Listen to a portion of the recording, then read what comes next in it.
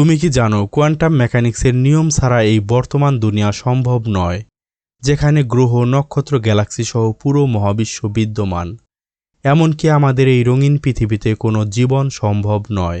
এই পৃথিবীর শক্তির উৎস হল সূর্য। সূর্য থেকে বিকিরণ হিসেবে আসা শক্তি থেকে শক্তি নিয়েই প্রতিটি জীব জীবন ধারণ করে। যদি এখন সূর্য থেকে আলো আসা বন্ধ হয়ে যায়, তবে আমাদের পক্ষে কিছুদিন পর্যন্ত বেঁচে থাকা সম্ভব। ধীরে ধীরে আমাদের পৃথিবী পরিণত হবে শীতল নিষ্প্রাণ পিণ্ডে। তবে কোয়ান্টাম মেকানিক্সের নিয়ম আমাদের সূর্য থেকে আলোর বিকিরণ বন্ধ হতে দেয় না। আজকের ভিডিওতে আমরা জানব কিভাবে কোয়ান্টাম মেকানিক্সের নিয়ম সূর্যের আলো সরবরাহ নিশ্চিত করে আমাদেরকে টিকিয়ে রেখেছে। তোমরা নিশ্চয় জানো আমাদের সূর্যের প্রধান উপাদান হলো হাইড্রোজেন এবং হিলিয়াম, যেখানে এই সকল উপাদান প্রচণ্ড উত্তাপে প্লাজমা অবস্থায় আছে। সূর্যের কোরের তাপমাত্রা প্রায় 15 মিলিয়ন ডিগ্রি সেলসিয়াস।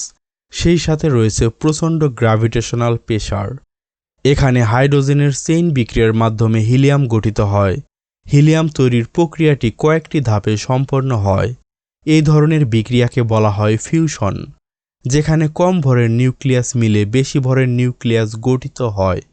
এই ফিউশনের মাধ্যমে কিছু ভর কমে যায়, আর যেটা আইনস্টাইনের E=mc² সূত্র অনুযায়ী শক্তিতে পরিণত হয়, যা আমাদের পৃথিবী সহ সূর্যের চারপাশে ছড়িয়ে পড়ে। কিন্তু সূর্যের কোরে ক্লাসিক্যাল পদার্থবিজ্ঞান অনুযায়ী ফিউশন বিক্রিয়া সম্ভব নয়। যদিও সূর্যের কোরের তাপমাত্রা 15 মিলিয়ন ডিগ্রি সেলসিয়াস এবং সাথে রয়েছে প্রচণ্ড গ্র্যাভিটেশনাল প্রেসার। হিলিয়াম তৈরির প্রক্রিয়ায় প্রথমে দুইটি প্রোটনকে একসাথে মিলতে হয়, যেটা ডিউটেরন তৈরি করে।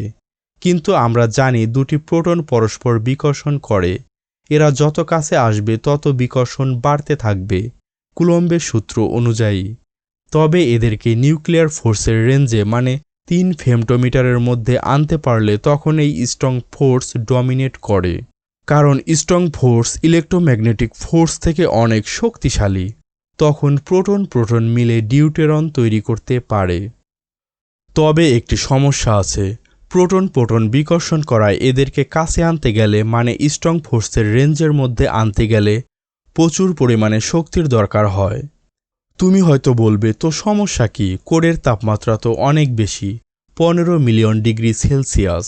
সেখান থেকে যথেষ্ট শক্তি পাওয়া যেতে পারে। সেই শক্তির ফলাফল স্বরূপ একটি প্রোটনের গড় গতিশক্তি প্রায় 2 কিলো ইলেকট্রন ভোল্ট। এখানে কিছু প্রোটনের গতিশক্তি এর চেয়ে একটু বেশি হবে, আবার কিছু প্রোটনের গতিশক্তি এর চেয়ে কম হবে। কিন্তু কুলম্ব ব্যারিয়ারের উচ্চতা প্রায় 1000 কিলো ইলেকট্রন ভোল্ট, মানে দুটি প্রোটনের এই ব্যারিয়ার অতিক্রম করে স্ট্রং ফোর্সের রেঞ্জে যেতে 1000 কিলো ইলেকট্রন ভোল্ট শক্তির দরকার, যা সূর্যের কোরের তাপমাত্রা থেকে পাওয়া শক্তির চেয়ে প্রায় 500 গুণ বেশি। আমাদের ক্লাসিক্যাল পদার্থবিজ্ঞান অনুযায়ী এত কম শক্তি নিয়ে দুটি প্রোটন কখনোই মিলিত হতে পারবে না। ফলে সূর্যের কোরে নিউক্লিয়ার ফিউশন সম্ভব নয়। আমাদের অতি পরিচিত ক্লাসিক্যাল পদার্থবিজ্ঞান দিয়ে সূর্য থেকে আলো বের হওয়া সম্ভব নয়। সূর্য যদি সত্যিই ক্লাসিক্যাল পদার্থবিজ্ঞান অনুযায়ী কাজ করে, তবে এই পৃথিবীতে কোনো জীবনের অস্তিত্ব থাকত না। তবে আমাদের প্রকৃতি একটি লুপ হোল রেখে দিয়েছে।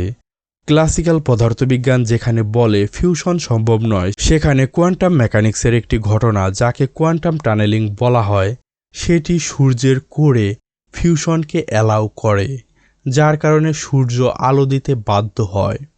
চলো এখন একটু এই কোয়ান্টাম টানেলিং ব্যাখ্যা করা যাক। কোয়ান্টাম টানেলিং হলো কোয়ান্টাম জগতের অসম্ভব সুন্দর একটি ঘটনা, যেখানে কোনো কোয়ান্টাম পার্টিকেল যেমন ইলেকট্রন, প্রোটন, ফোটন বা অন্য কোনো কণা অনেক কম শক্তি নিয়েও খুব বেশি উচ্চতার এনার্জি ব্যারিয়ার অতিক্রম করতে পারে। আসলে কোয়ান্টাম পার্টিকেলগুলোর ক্ষেত্রে তরঙ্গের মতো আচরণও দেখা যায়, যেটা প্রবাবিলিটি তরঙ্গ হিসেবে স্পেসে ছড়িয়ে থাকে। এই প্রবাবিলিটি ওয়েভ যখন কোনো ব্যারিয়ারে আপাতিত হয়, তখন বেশিরভাগ ওয়েভ রিফ্লেক্ট করে, তবে কিছু অংশ টানেল হয়ে অপর পাশে পৌঁছে যায়। ধরো 100টি কোয়ান্টাম পার্টিকেল অনেক বেশি উচ্চতার এনার্জি ব্যারিয়ারে আঘাত করলে তখন দেখা যাবে বেশিরভাগ কণা রিফ্লেক্ট করলেও কিছু পরিমাণ কণা টানেলিং হয়ে অপর পাশে চলে গিয়েছে, যেটা কখনোই ক্লাসিক্যাল পদার্থবিজ্ঞানে সম্ভব নয়। তুমি কোয়ান্টাম টানেলিং সম্বন্ধে বিস্তারিত জানতে নিচে দেওয়া লিঙ্কের ভিডিওটি দেখতে পারো। চলো এখন আবার সূর্যের কোরে ফিরে যাই। কোরে হাইড্রোজেন অ্যাটমের নিউক্লিয়াস থাকে, মানে প্রোটন থাকে। এই প্রোটনগুলো একে অপরের সাথে ধাক্কাধাক্কি করতে থাকে, তবে তারা বেশিরভাগ সময় মিলিত হতে পারে না, কারণ তাদের যথেষ্ট শক্তি থাকে না। তবে কিছু কিছু সময় তারা কোয়ান্টাম টানেলিং সম্পন্ন করে মিলিত হয়, যেটা আমরা নিউক্লিয়ার ফিউশন হিসেবে জানি। আর এর কারণেই সূর্য থেকে আলো বের হয়, আমরা বেঁচে থাকি।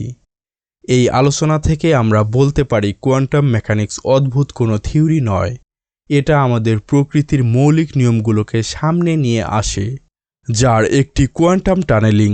এই কোয়ান্টাম টানেলিংয়ের অনেক উদাহরণ আছে, তবে আজকের এই আলোচনায় আমরা এমন একটি উদাহরণ নিয়ে আলোচনা করলাম যেটা ছাড়া আমাদের অস্তিত্ব কল্পনা করা যায় না।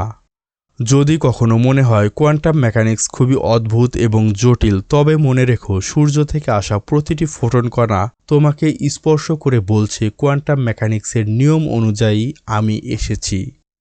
আজকের আলোচনা এ পর্যন্তই। সবাইকে ধন্যবাদ।